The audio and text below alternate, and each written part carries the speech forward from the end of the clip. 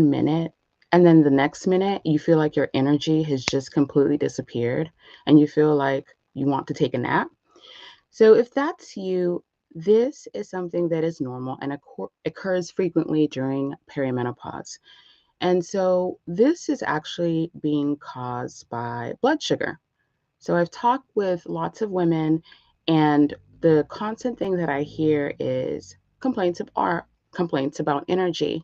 But one of the things that some women have told me is especially scary is when this occurs suddenly. Like they're driving, they're perfectly fine, they're awake, they're listening to their music, maybe their windows are down, and next thing you know, they're fighting to stay awake and they have 30 to 40 minutes left to get to their destination. And then the rest of that drive is a struggle. So if you've experienced sudden energy crashes, go ahead and let me know in the comments.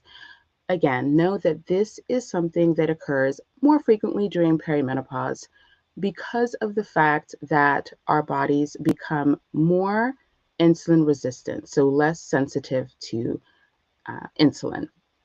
And so that means that we are more likely to have significant blood sugar spikes and crashes. And so you may be saying, hey, I'm doing everything right. I'm going to bed, I'm strength training, I have my routines, I'm eating healthy. But the thing is that during perimenopause, we have to give ourselves a little more tender loving care because perimenopause is a significant transition and the body is trying to cope due to the rising and falling levels of estrogen and progesterone. So it's important to know that during perimenopause, although you may be eating healthy, you get your fiber in, you got your healthy fats, you're eating the protein, sometimes it's not what you're eating, it's the timing and how and the makeup of your meal.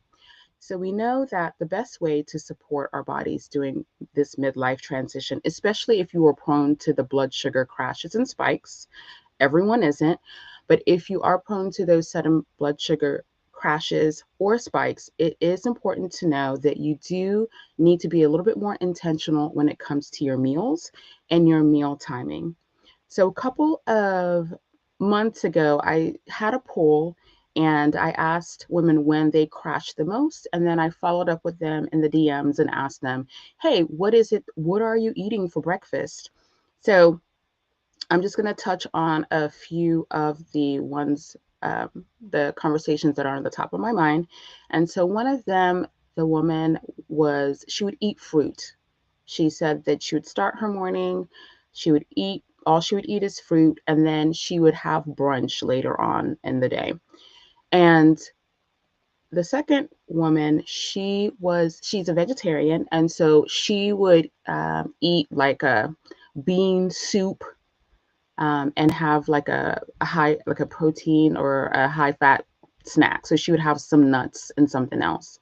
And then the last woman, she was getting her protein, but she would have like a small salad, work out, and then have a little protein, but then she would sense a crash. And so, again, there's nothing wrong with these meals, but the timing is important.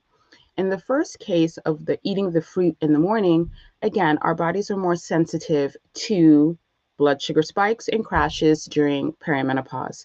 And so, although fruit is healthy, it has antioxidants, fiber, during perimenopause and midlife, you're going to have to pair that with a protein because again, all women don't have these spikes, but if you do, having just fruit by itself without protein or healthy fats to anchor it, you may notice that you continue to have those crashes.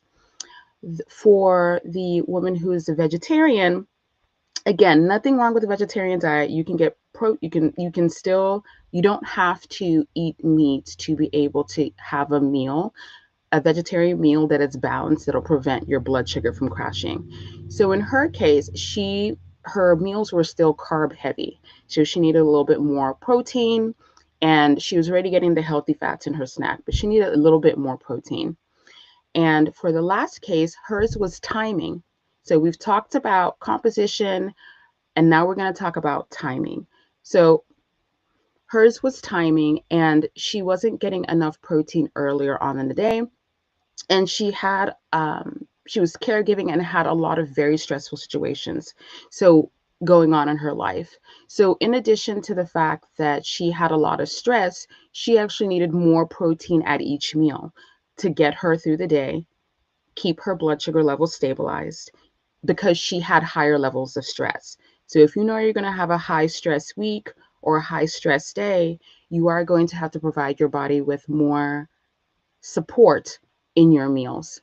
And so I just wanted to touch on those three. So if you are a woman and you are in midlife and you're experiencing these sudden energy crashes and it's terrifying you, just know that it is as a result of blood sugar, your crashing blood sugar levels.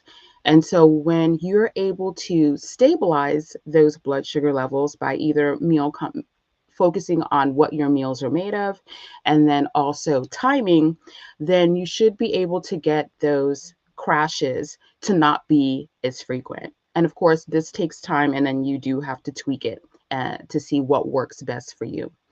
So if you missed yesterday's Get Your Spark Back event, if I will put the replay link in the bio, I will put the replay link in the comment box, and if then you can take the quiz and then you can get a code for my Spark sessions. So my upcoming Spark sessions will be held throughout the month of May and June, and these sessions will focus on one thing. So for example, today we talked about blood sugar. We'll focus on blood sugar, and what we'll do is I will, within a 60-minute time frame, help you come up with one or two solutions that you can implement so you can help stabilize your blood sugar levels. And then this will be tailored to you. It'll be a group of 8 to 10 women, so it's definitely going to be a smaller group.